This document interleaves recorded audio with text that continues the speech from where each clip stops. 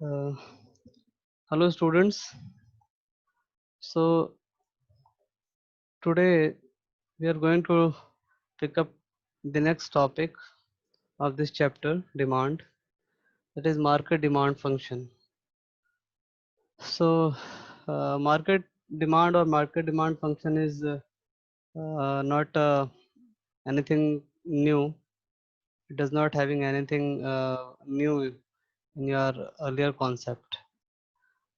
What you have learned in individual demand, it is almost similar to this.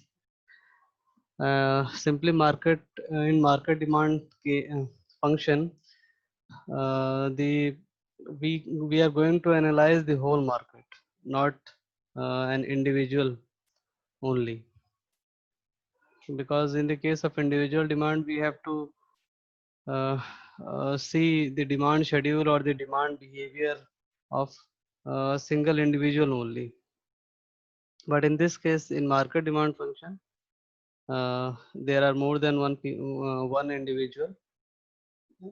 It may contains 3, 4, 5, 6, or 10, or more than 10 also. Market simply means which covers the whole big area. Okay.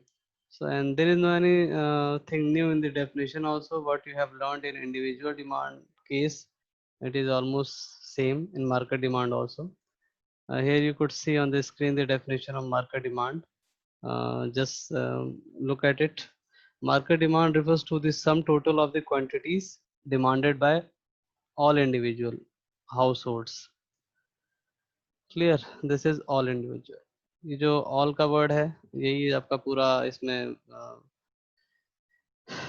इस पूरे definition का जो main point है वो ये है। all individual में सिर्फ हम एक इंडिविजुअल की बात करते थे, मार्केट में हम सभी उस एरिया में उस मार्केट में जितने लोग हैं सबकी बात करेंगे। क्लियर? बाकी ये फंक्शन जो आपने सेम पढ़ा था इंडिविजुअल के केस में, वो मार्केट के केस में भी है। इसमें एज सच कोई नई चीज ऐड नहीं हुई है। Okay fine. So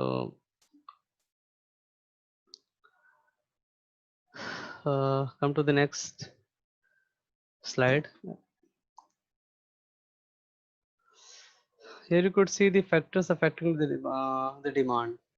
So we have already discussed about all these concepts, all these points: substitute goods,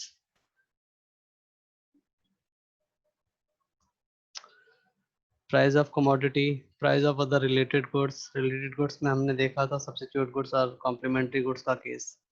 उसके बाद इनकम का भी केस हमने देखा था, जिसमें नॉर्मल गुड्स और इंफीरियर गुड्स को हमने डिस्कस किया था। Taste and preference, you already know it.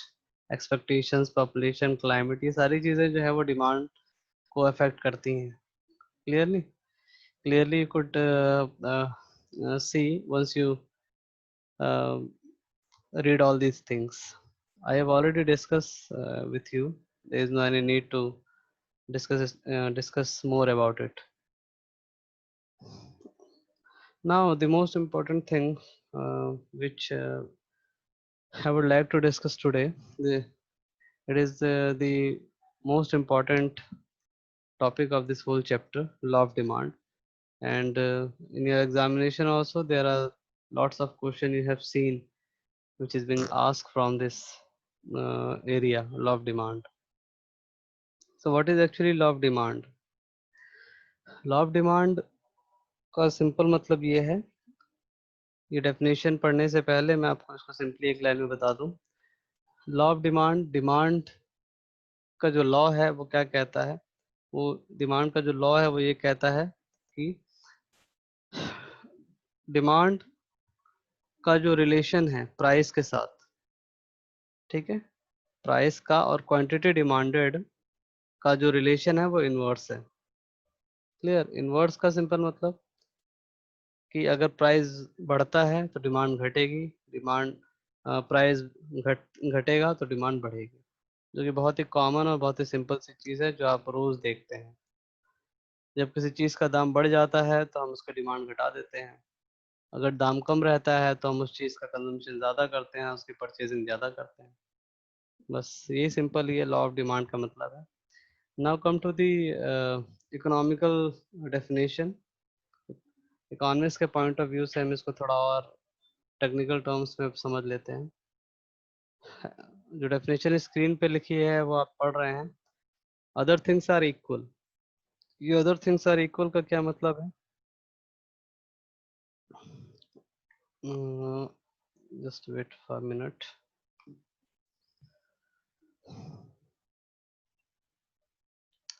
जो अदर थिंग्स आर इक्वल जो लिखा है, इसका सिंपली मीनिंग क्या है? इसका सिंपली मीनिंग कुछ नहीं है, इसका मीनिंग वही है कि जो हमने एजम्पशंस अभी जो हम पढ़ेंगे, वो एजम्पशंस ध्यान में रखते हुए, उन एजम्पशंस को फॉलो करते हुए हमारा लॉ ऑफ डिमांड काम करेगा। ठीक ठीक है, वो एजम्पशंस अभी हम डिस्कस करेंगे। फिलहाल डेफिनेशन आप इसके देख लीजिए। Other things are equal, the demand for a good rises with the decrease in price, rises with decrease in price, and decreases with increase in price। Simple. किसी भी कमोडिटी की जो डिमांड है वो बढ़ती है जब उसका प्राइस घटता है, और वो घटने लगती है जब उसका प्राइस बढ़ता है। इनवर्स रिलेशनशिप है इसमें। अब आप टेबल को समझ लीजिए। The table which have been drawn here, this is price, this is quantity demanded. 10 रुपये जब एक कमोडिटी का रेट था तो उसकी डिमांड 100 हो रही थी। जब 9 रुपये हो गया, 10 से 9 रुपये घट के हो गया, तो उस कमोडिटी की डिमांड 150 हो गई। जब 8 रुपये हो गया तो उस कमोडिटी की डिमांड और बढ़ गई, 200 रुपये। अब आप इस फिगर पे आ जाइए, ये जो फिगर है, ठीक है। लॉ ऑफ डिमांड का जो कर्व होता है, डिमांड कर्व जो होता है, ठीक है, वो डाउनवर्ड स्लोपिंग होता है। डिमांड कर्व, डिमांड कर्व जो होता है वो डाउनवर्ड स्लोपिंग होता है। ये डाउनवर्ड स्लोपिंग इसको कहते हैं, जो नीचे की तरफ जा रहा है, ठीक है। इतने प्राइस पे इतनी डिमांड थी, जब प्राइस घट गया, P1 से P पे आ गया, तो हमारी डिमांड जो है वो Q1 से Q पे चली गई। देखिए इस प्राइस पे हमारी डिमांड क्या है, ये है, डिमांड बढ़ी ना, यहाँ से Q1 से Q पे चली गई। जब प्राइस P1 से P पे आया तो डिमांड Q1 से Q पे चली गई। जब प्राइस P से P2 पे आ गया तो डिमांड और बढ़ गई हमारी, कहाँ पहुंच गई, Q2 पे। Simple, this is a very simple concept। there is inverse relationship between the price and the quantity demanded। ठीक है, ये सिंपली हमारा लॉ कहता है। Okay, come to the next slide.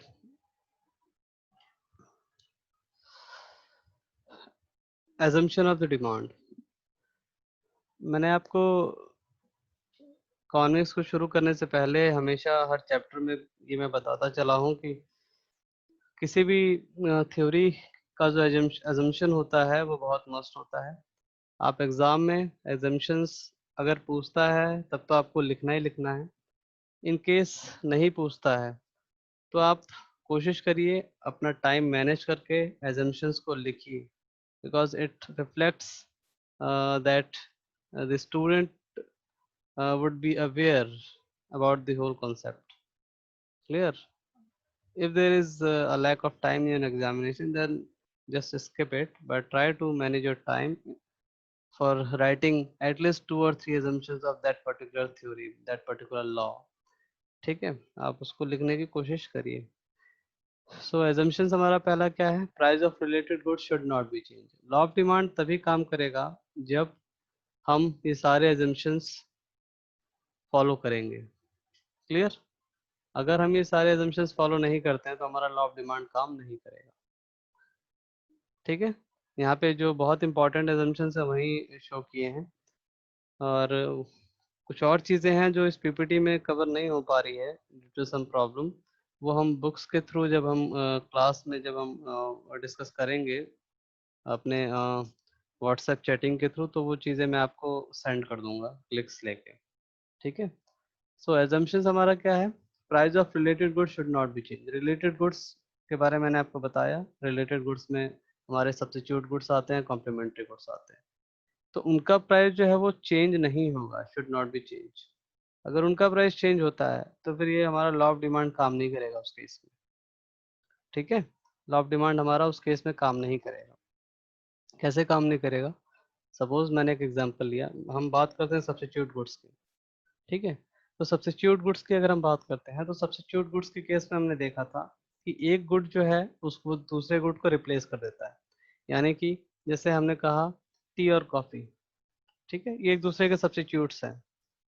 तो सब्स्टिट्यूट्स हैं तो इसका मतलब कि अगर टी का रेट मार्केट में बढ़ गया है, टी का रेट अगर मार्केट में बढ़ गया है तो लोग फिर हो सकता है टी की डिमांड कम करना शुरू कर दें और कॉफ़ी की डिमांड बढ़ा दें। ठीक है, तो इस केस में लॉ ऑफ डिमांड हमारा काम नहीं कर रहा है। कैसे काम नहीं कर रहा है? लॉ ऑफ डिमांड हमारे यहाँ पे काम इसलिए नहीं कर रहा है क्योंकि यहाँ पे सब्स्टिट्यूट गुड्स के केस में जब एक कमोडिटी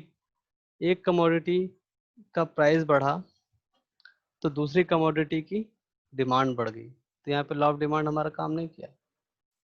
ठीक है, समझ में आ रहा है? जब एक प्राइस का, सॉरी, एक कमोडिटी का जब प्राइस इंक्रीज हो गया तो जो उसका सब्स्टिट्यूट है उसकी डिमांड इंक्रीज हो गई। मैंने बताया कि जब कॉफ़ी का प्राइस इंक्रीज हुआ तो कॉफ़ी की डिमांड तो घट गई, डिमांड इंक्रीज किसकी हुई? टी की डिमांड इंक्रीज हो गई।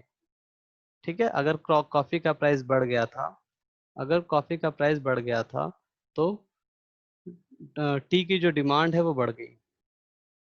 ठीक है, समझ में आ गया? I think it would be clear to you.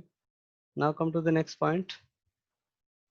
तो इस तरह से रिलेटेड गुड्स के केस में प्राइस जो है वो चेंज नहीं होना चाहिए। अगर चेंज होता है तो फिर हमारा लॉ ऑफ डिमांड वहाँ पे ऑपरेट नहीं होगा। Second thing, income of the consumer should not change. Income का केस भी हमने पढ़ा। ठीक है, इनकम का केस भी हमने पढ़ा उसमें इंफीरियर गुड्स में और नॉर्मल गुड्स में।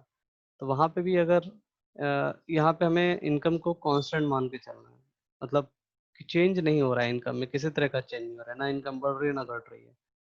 अगर इनकम चेंज होती है तो लॉ ऑफ डिमांड वहाँ पे काम नहीं करेगा। टेस्ट प्रेफरेंस भी चेंज नहीं होगा, शुड नॉट बी चेंज। ठीक है, and no change in the price in future. उस कमोडिटी की प्राइस फ्यूचर में चेंज नहीं होगी ऐसा हम एज्यूम करके चलेंगे। ये सारे एजम्पशंस हैं इसके। I hope it would be clear. Come to the next slide. Exceptions of law of demand.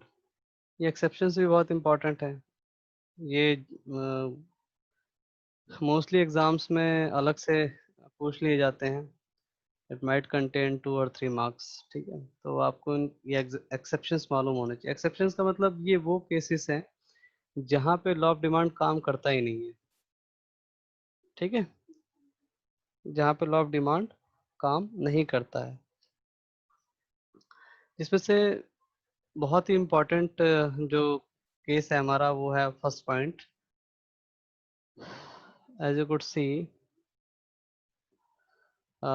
Inferior good और गिफन गुड्स। ठीक है, गिफन गुड्स के बारे में शायद हमने उस वाली अभी क्लास में डिस्कस नहीं किया था। इंफीरियर गुड्स के बारे में हमने कहा था, इंफीरियर गुड्स को गिफन गुड्स भी कहते हैं। एक नाम आप ये याद कर लीजिए, अगर वो छूट गया हो उस क्लास में तो अभी मैं आपको बता दे रहा हूँ। गिफन गुड्स, गिफन का जो वर्ड है वो एक इकोनॉमिस्ट थे उस टाइम पे जिन्होंने ये वर्ड इंट्रोड्यूस कराया था, और फिर वो एक कॉन्सेप्ट बन गया था गिफन पैराडॉक्स के नाम से। ठीक है, ये ये कॉन्सेप्ट हम कभी अगर टाइम मिलता है हमें तो फिर हम नेक्स्ट क्लास में या कभी और डिस्कस कर लेंगे। अभी आप फिलहाल इतना याद रखिएगा कि पैराडॉक्स गिफन पैराडॉक्स एक कॉन्सेप्ट इमर्ज हुआ था। ठीक है, जो कि किसी एक इकोनॉमिस्ट ने दिया था, और वो इंफीरियर गुड्स की जगह पे ही गिफन गुड्स को यूज किया जाता था, इस टर्म को यूज किया जाता था। इंफीरियर गुड्स टर्म की जगह पे गिफन गुड्स को के टर्म को यूज किया जाता था, गिफन। उसमें हमने आपको बताया था जिसमें कोर्स ग्रेन, कोर्स सीरियल आते हैं, जिसे हिंदी में मोटा अनाज कहते हैं, जिसका इनकम के साथ जो है वो डायरेक्ट रिलेशन होता है। यानी कि इनकम अगर बढ़ती है आपकी सॉरी, इनकम के साथ जिसका इनवर्स रिलेशन होता है कि इनकम अगर बढ़ती है आपकी तो आप उस इंफीरियर गुड्स की, उस गिवन गुड की डिमांड जो है वो घटाना शुरू कर देते हैं, क्योंकि फिर आप अच्छी चीजें यूज करना शुरू करेंगे ना, खाना पसंद करेंगे ना। क्लियर? ज्वार बाजरा, ये सब चीजें जनरली आज के टाइम में कोई यूज नहीं करता है, जबकि ये चीजें अ, उतनी कॉस्टली नहीं है जितना वीट, राइस, ये सब है। ठीक है। तो ये हमारा सबसे इम्पोर्टेंट पॉइंट है एक्सेप्शंस के केस में, इसे आपको याद रखना है।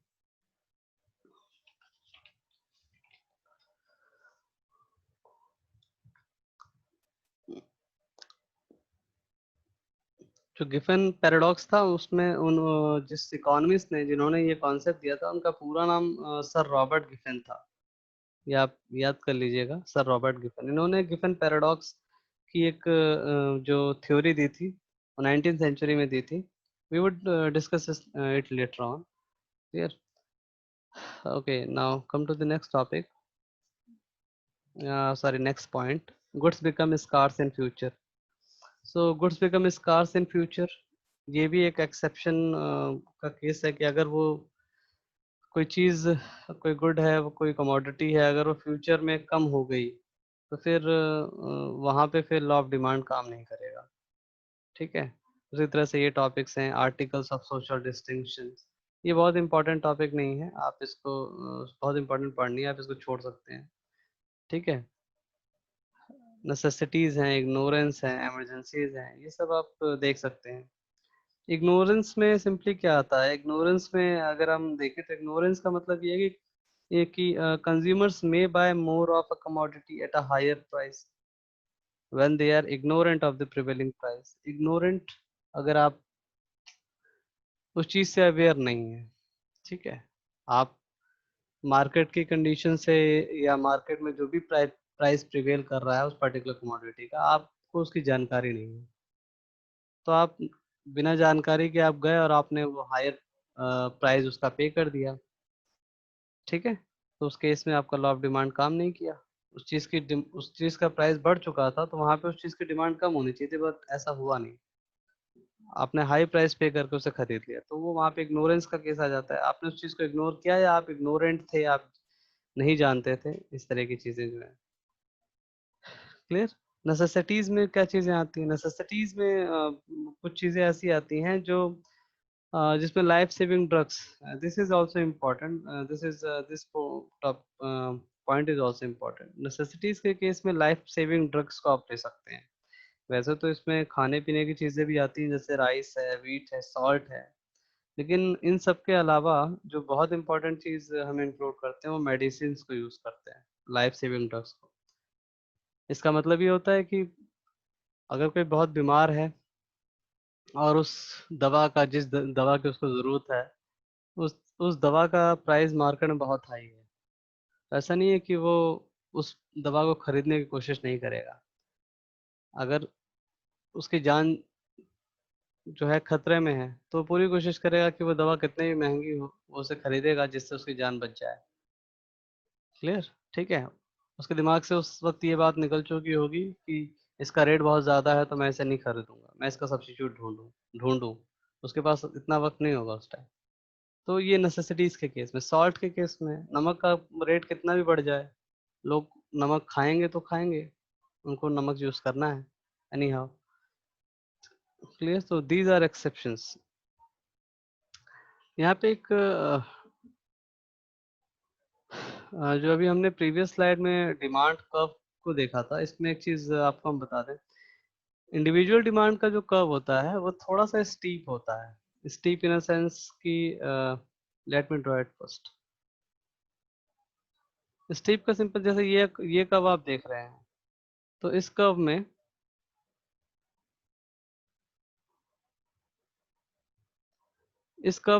ये जो शेप इस कर्व का है, ये डाउनवर्ड स्लोपिंग तो ये है, लेकिन ये जो है वो फ्लैट है। अगर हम ये जनरल डिमांड कर्व है। अगर हम आपसे कहें कि आप इंडिविजुअल डिमांड कर्व बनाइए, तो इंडिविजुअल डिमांड कर्व में भी उसका स्लोप जो है वो डाउनवर्ड ही होगा, लेकिन वो थोड़ा सा जो है वो स्टीप होगा। स्टीप का मतलब थोड़ा सा इस तरह से होगा, क्लियर, थोड़ा सा स्टीप होगा। इंडिविजुअल डिमांड कर्व की हम बात कर रहे हैं। और अगर हम मार्केट डिमांड की बात कर रहे हैं, मार्केट डिमांड शेड्यूल की बात कर रहे हैं, तो वहाँ पे आप देखेंगे कि उसका मार्केट डिमांड का जो शेड्यूल होता है, जो क्योंकि उसमें बहुत से इंडिविजुअल्स के डिमांड्स को हमें ऐड करके उसके बाद फिर शेड्यूल बनाना होता है, डायग्राम ड्रॉ करना होता है, तो उसका जो डिमांड कर्व होता है वो थोड़ा सा ज़्यादा फ्लैट होता है। ये स्टीप है, this is steep and this is flat, clear. तो इस चीज़ का आपको ध्यान रखना है।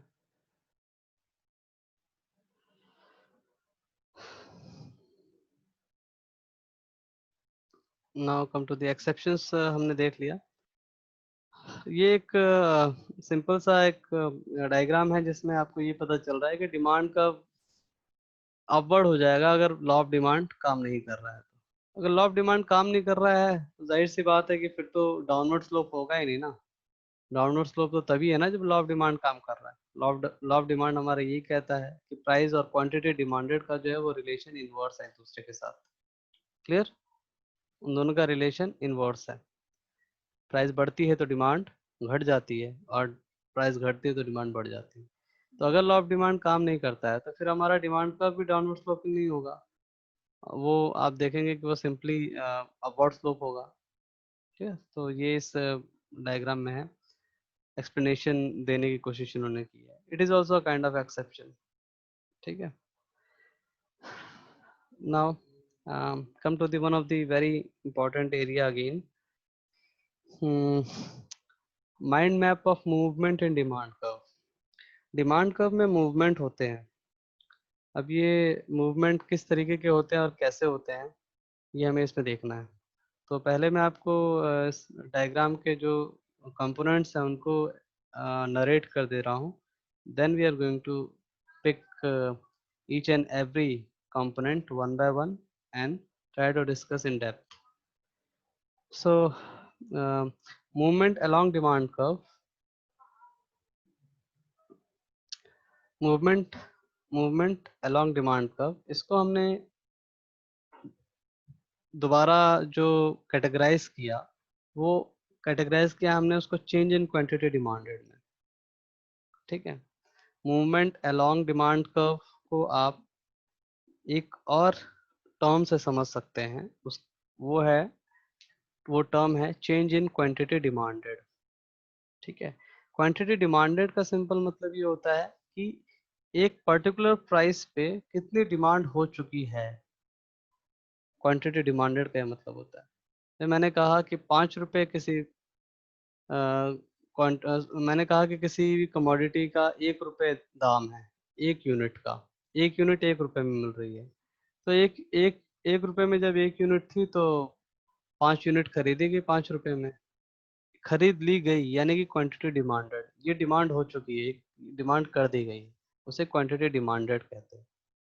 ठीक है, क्लियर। तो ये टर्म आपको याद रखनी है, क्वांटिटी डिमांडेड और क्वांटिटी डिमांड में सिंपली मतलब ये होता है कि क्वांटिटी डिमांड में हम सिर्फ शेड्यूल बना के दिखाते हैं कि इतने पे इतनी डिमांड होगी, इतने पे इतनी डिमांड होगी, इतने प्राइस पे इतनी डिमांड होगी। लेकिन जब क्वांटिटी डिमांडेड की बात करते हैं तो वहाँ पे हम हमें ये बताना होता है कि इस पर्टिकुलर प्राइस पे इतनी डिमांड हो चुकी है उस कमोडिटी की, clear. So movement along demand curve, along का मतलब ये होता है, मैं अभी आपको एक रफ डायग्राम यहीं पे बना के बता दे रहा हूँ, फिर उसको हम आगे के स्लाइड्स में और डिस्कस करेंगे। ये मैंने एक डिमांड कर्व ड्रॉ किया, क्लियर। तो जो ये कर्व है हमारा, इस कर्व पे ये जो कर्व गया है हमारा, ये कर्व, इस कर्व में अलोंग का मतलब कि इस कर्व के ऊपर, अलोंग का मतलब इस कर्व के ऊपर, इस लाइन पे। ठीक है, इस लाइन पे डिमांड कितनी हुई है और कैसी हुई है, इसकी स्ट्रक्चरिंग क्या है वो हमें पढ़ना होता है। अलोंग द डिमांड का मूवमेंट, अलोंग द डिमांड। ठीक है, यहाँ पे किसी तरह का नया डिमांड कर्व नहीं बनने वाला है, कोई शिफ्ट नहीं होने वाला, सिर्फ एक ही डिमांड कर्व है, एक ही ये कर्व है। और इसके ऊपर मूवमेंट किस तरीके से हुआ है, प्राइस के बढ़ने और घटने से डिमांड में क्या चेंज आया है, वो हमें सिर्फ और सिर्फ इसी डिमांड कर्व से, इसी कर्व से देखना होता है। ठीक है, उसे हम कहते हैं movement along demand curve. So movement along demand curve को हमने कैटेगराइज किया चेंज इन क्वांटिटी डिमांडेड से। ठीक है, change in quantity demanded, change in quantity demanded में फर्दर उसका कैटेगराइजेशन हुआ। It would again split into two parts. First one is extension in demand and second one is contraction in demand. तो इससे पहले कि हम और इसके एक्सप्लेनेशन में जाएं, पहले तो हम यहीं पे हम इन दोनों टर्म्स को क्लियर कर लेते हैं। एक्सटेंशन और कॉन्ट्रैक्शन का मतलब क्या होता है? ये बहुत ही कॉमन टर्म्स है। एक्सटेंशन कॉन्ट्रैक्शन आप डेली सुनते होंगे अपने रूटीन वर्क में। एक्सटेंशन का मतलब सिंपली होता है किसी भी चीज का बढ़ जाना, एक्सटेंड हो जाना, यानी कि खिंच जाना, खिंचना। यहाँ से कोई चीज अगर यहाँ थी, सपोज इस पॉइंट पे थी, तो इस पॉइंट से उसका खिंच के इस पॉइंट पे चले जाना, इसे कहते हैं हम एक्सटेंशन। एक्सटेंड हो गया, यहाँ से वहां हो गया। हमने कहा ना कि डेट, हमारे एग्जाम की डेट जो है वो एक्सटेंड हो गई है। आज थी वो कल हो गई है, खिंच गई है। ठीक है। कॉन्ट्रैक्शन, कॉन्ट्रैक्ट होना यानी कि सिकुड़ जाना। ठीक है, सिकुड़ना कहते हैं हम कि कोई चीज कॉन्ट्रैक्ट होगी, यानी कि एक पॉइंट से दूसरे पॉइंट पे खसक के चले जाना, कम हो जाना। ठीक है, सपोज करिए कि ये यहाँ से यहाँ था, ये ए था, ये बी था। एक्सटेंशन के केस में पॉइंट ए से बी की तरफ चला गया, यानी कि बढ़ गया, खिंच गया। कॉन्ट्रैक्शन के केस में पॉइंट बी से वापस ए पे आ जाएगा, यानी कि कॉन्ट्रैक्ट हो जाएगा, कम हो गया ना। पहले ए से बी तक उसकी उसका एक्सटेंशन था, अब वो जब कॉन्ट्रैक्ट हुआ तो बी से ए पे खसक के चला गया, यानी कि उसकी जो लेंथ है वो कम हो गई। ठीक है, तो ये एक्सटेंशन और कॉन्ट्रैक्शन का मतलब है। अब इस पे आप आ जाइए कि बेसिकली ये एक्सटेंशन और कॉन्ट्रैक्शन होते किस वजह से हैं, what are the actual reason behind it. तो जो सबसे इम्पोर्टेंट रीजन है उसका वो यही है एक्सटेंशन का, कि it is caused by decrease in own price of the commodity. ठीक है, अभी इसका हम एक्सप्लेनेशन और देखेंगे कि just wait, caused by decrease decrease in own price. ठीक है, ये लाइट ये बॉक्स जो है वो ऑलरेडी रेड है, और ये पेन भी मैंने रेड ले रखा है, इस वजह से ये दिख नहीं रहा है आपको, इसे मैं मार्क कर रहा हूँ। तो एक्सटेंशन और कॉन्ट्रैक्शन, ये दोनों जो है वो किस वजह से होते हैं? वो दोनों इस वजह से होते हैं कि उस कमोडिटी का अपना खुद का प्राइस चेंज होता है। ठीक है, वहां पे उस पर्टिकुलर कमोडिटी की डिमांड में किसी दूसरे रिलेटेड गुड के प्राइस के चेंज होने से कोई फर्क नहीं पड़ता। ठीक है, हम जिस कमोडिटी की बात कर रहे हैं, उस कमोडिटी की अपनी खुद की जो प्राइस है, उसी के चेंज होने से एक्सटेंशन और कॉन्ट्रैक्शन होता है। ठीक है ना। Movement along the demand curve का जो केस है वो किस पे डिपेंड करता है? वो डिपेंड करता है उस कमोडिटी के अपने खुद के प्राइस के चेंज होने पे। अगर उस कमोडिटी का अपना खुद का प्राइस डिक्रीज हो गया, तो उसकी उसकी जो डिमांड है वो एक्सटेंड हो जाएगी, एक्सटेंशन हो जाएगा। अभी हम इसको डायग्रामेटिकली भी समझेंगे, लेकिन आपको ये याद रखना है ये टर्म कि ओन प्राइस की जो बात कर रहे हैं। ठीक है, अपने उसके खुद के प्राइस के बारे में। और जब उस कमोडिटी का प्राइस इंक्रीज होगा, उस कमोडिटी का खुद का प्राइस इंक्रीज होगा, तो उसकी डिमांड में कॉन्ट्रैक्शन आना शुरू हो जाएगा, यानी कि डिमांड उसकी घट जाएगी, सिकुड़ जाएगी। ठीक है, I hope you got the point. Now let me explain you. चलिए, ये अभी स्लाइड में एक्सटेंशन और कॉन्ट्रैक्शन दिखाया गया है। इससे पहले हम एक टर्म और समझ लेते हैं, ताकि ये दोनों टर्म आपको एग्जैक्टली पता होनी चाहिए, और इन दोनों का डिफरेंस पता होना चाहिए, तब जाके फिर आप इसको समझ पाएंगे। तो एक्सटेंशन और कॉन्ट्रैक्शन की जो एक टर्म है वो आपको समझ में आ गई। अब हम मूव करते हैं शिफ्ट इन डिमांड कर्व पे। एक्सटेंशन और शिफ्ट में चेंज यही होता है। मैंने आपको पीछे एक रफ डायग्राम बना के बताया था, मैं इसमें फिर से बना दे रहा हूँ डायग्राम। ये सपोज करिए हमारा डिमांड कब था, ठीक है, ये हमारा डिमांड कब था। तो जो हमने एक्सटेंशन और कॉन्ट्रैक्शन की बात की थी, वो movement along the same curve होता है। यानी कि हमने डिमांड कर्व बना दिया, तो इस डिमांड कर्व पे इस प्राइस पे इतनी डिमांड है, इस प्राइस पे इतनी डिमांड है, तो ये इसी कर्व के ऊपर जो भी चेंज आ रहा है, इस पॉइंट से इस पॉइंट पे आ गया, पॉइंट इस पॉइंट से इस पॉइंट पे आ गया, इसे कहते हैं movement along this demand curve, ठीक है। लेकिन जब हम शिफ्ट की बात करते हैं, तो शिफ्ट की बात करते हैं तो वहां पे आपको कई कर्व्स नजर आएंगे। सपोज करिए कि डिमांड कर्व हमने बनाया, इसका नाम है ए बी, ठीक है। अब प्राइस के चेंज होने की वजह से जब ये ए बी शिफ्ट होके ऊपर चला गया, ए वन बी वन हो गया, ठीक है, या नीचे आ गया, ए ए टू बी टू हो गया, तो ये जो आपको एक डिमांड कर्व, एक डिमांड कर्व में कई और डिमांड कर्व नजर आएंगे। ये शिफ्ट इसको कहते हैं, शिफ्ट होके ऊपर चले जाना या शिफ्ट होके नीचे आ जाना। तो जब शिफ्ट की बात करेंगे तो वहां पे आपको एक कर्व में कई सारे डिमांड कर्व नजर आएंगे। लेकिन जब हम movement along the demand curve की बात करेंगे तो वहां पे सिर्फ एक ही डिमांड कर्व होगा और उसके ऊपर ही जो मूवमेंट हो रहा होगा प्राइस के बढ़ने या घटने से, उसका एनालिसिस हम करते हैं, ठीक है। तो ये शिफ्ट की बात यहाँ पे आपको क्लियर हो गई होगी। तो ये शिफ्ट जो है वो उसे हम चेंज इन डिमांड भी कहते हैं, ठीक है। ये आपको याद रखना है, ये टर्म्स आपको याद रखने हैं। मैं फिर से पीछे की स्लाइड पे एक बार जा रहा हूँ आपको इसको क्लियर करने के लिए। ये टेक्निकल टर्म्स ज्यादातर केस में एग्जाम्स में बच्चे गलत कर देते हैं। जब movement along the demand curve की बात करता है तो वहां को आपको ध्यान रखना है कि वो चेंज इन क्वांटिटी डिमांडेड की बात कर रहा है। वहां पे चेंज इन क्वांटिटी डिमांडेड का वर्ड आपको यूज करना है। लेकिन जब हम शिफ्ट इन डिमांड कर्व की बात करेंगे तो वहां पे चेंज इन डिमांड की बात करेंगे। शिफ्ट इन डिमांड मतलब चेंज इन डिमांड, वहां पे क्वांटिटी डिमांडेड का टर्म यूज नहीं करना है। तो ये छोटी छोटी चीजें आपको याद याद रखनी है, because in your exam examiner are very much aware, very much attentive rather, to look into your copy while checking your copy. He is very much attentive in order to see that whether you have to uh, be careful about these terms or not. If you are ignore, if you are ignoring these terms in your examination, then it may deduct your marks.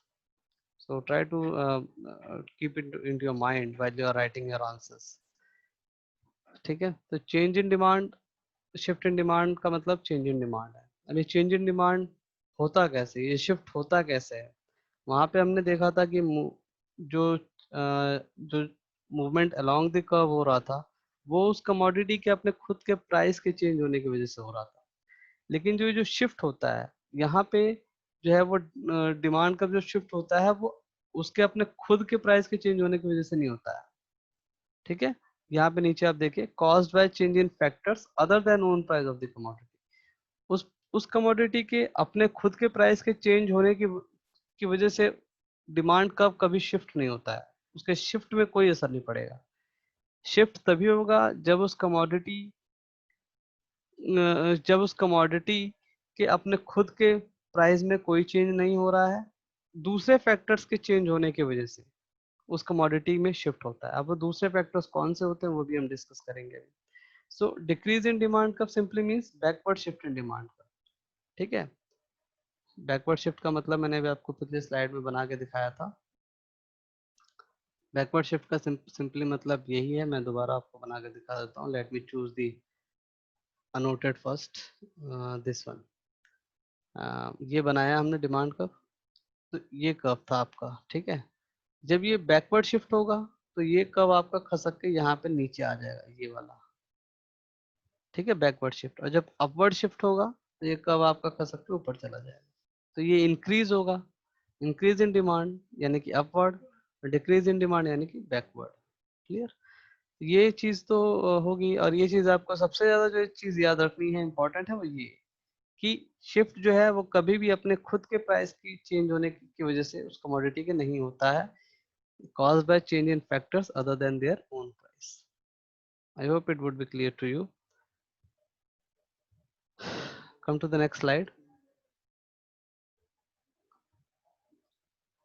ये देखिए आप, ये extension है, और अभी next slide में फिर हम कॉन्ट्रैक्शन चेंज इन डिमांड भी देखते हुए चलेंगे। तो एक्सटेंशन का मैंने आपको मतलब बताया था, इसकी अभी मैं दोबारा से डेफिनेशन पढ़ दे रहा हूँ। Extension of demand also called expansion, मैंने बताया था एक्सपेंशन, ठीक है। तो ये एक्सपेंशन का मतलब यानी कि एक्सपेंड हो जाना, क्लियर। ये एक्सपेंशन का वर्ड जो इसमें यूज किया है। Movement along the demand curve refers to extension and contraction in demand. Both are caused by change in their own price of the commodity. उस कमोडिटी के अपने खुद के प्राइस में चेंज होने की वजह से। ये आप देखिए डिमांड कर्व यहाँ पे बना हुआ है। तो इसका सिंपल मतलब क्या है, अगर सपोज करिए कि प्राइस जो है वो P2 था, तो इस P2 पे जो हमारी डिमांड थी वो Q2 थी। किस पॉइंट पे? पॉइंट सी, ठीक है। पॉइंट सी हमारा डिमांड कर्व जो है जो डिमांड कर्व पे जो पॉइंट सी है वो हमें शो क्या शो कर रहा है, वो ये शो कर रहा है कि P2 पे हमारी डिमांड कितनी है। P2 पे हमारी डिमांड Q2 है, तो Q2 का जो पॉइंट है वो C है। अगर हम प्राइस P पे आ जाते हैं, तो प्राइस P पे जो है वो जैसे ही प्राइस घटा, हमारी डिमांड जो है वो C से बढ़ के A पे आ गई, ठीक है, यानी कि पॉइंट A पे आ गई। एक्चुअल तो वो Q2 से Q हो गया बढ़ के, है ना, Q दिस वन, ठीक है। लेकिन डिमांड कर्व पे पॉइंट क्या है? A point. तो ये मूवमेंट जो हो रहा है अभी, उसी तरह से आप P1 पे देखिए, जब P1 जब और घट के प्राइस P1 पे चला गया तो क्वांटिटी और बढ़ गई, Q1 हो गई। तो ये जो एक्सटेंशन हो रहा है, ये Q2 से Q1 तक आ गया, ये एक्सटेंड हुआ ना। तो ये इसी कर्व पे तो हो रहा है, इसी कर्व पे। पॉइंट सी पे था पहले, फिर ए पे आ गया, फिर बी पे आ गया। उसी तरह से आप ऊपर चले जाइए, प्राइस बढ़ रहा है तो डिमांड घटती चली जाएगी, कॉन्ट्रैक्ट होती चली जाएगी, ठीक है। तो ये अलोंग द सेम कर्व कहते हैं इसे, क्लियर। चलिए अब हम आ जाते हैं, एक्सटेंशन हमने देख ली, ये कॉन्ट्रैक्शन है। कॉन्ट्रैक्शन में मैंने आपको उसी कर्व में एक्सप्लेन कर दिया। चेंज इन डिमांड, जो हमने शिफ्ट की बात की, तो शिफ्ट जो है वो दो तरह के होते हैं, एक राइट वर्ड शिफ्ट और एक लेफ्ट वर्ड शिफ्ट।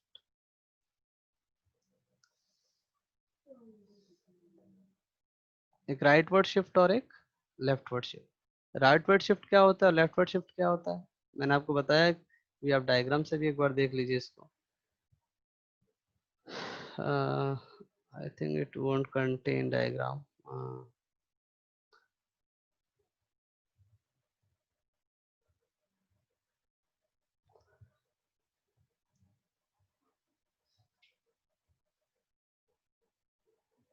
ये ठीक है।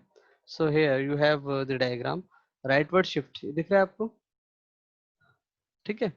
तो ये चेंज, ये प्राइस आप देखिए, ये पहले शेड्यूल देखिए, जब प्राइस 20 था, ठीक है, प्राइस में चेंज नहीं हो रहा है, उस कमोडिटी के अपने खुद के प्राइस में चेंज नहीं हो रहा है। यहाँ पे ये डायग्राम आपको शेड्यूल में क्लियरली मेंशन किया गया है, जैसा कि मैंने आपको प्रीवियस स्लाइड में बताया था कि शिफ्ट इन डिमांड कब की जब हम बात करेंगे, तो वहां पे उस कमोडिटी के अपने खुद के प्राइस में कोई चेंज नहीं होगा, उसका खुद का प्राइस चेंज कांस्टेंट रहेगा।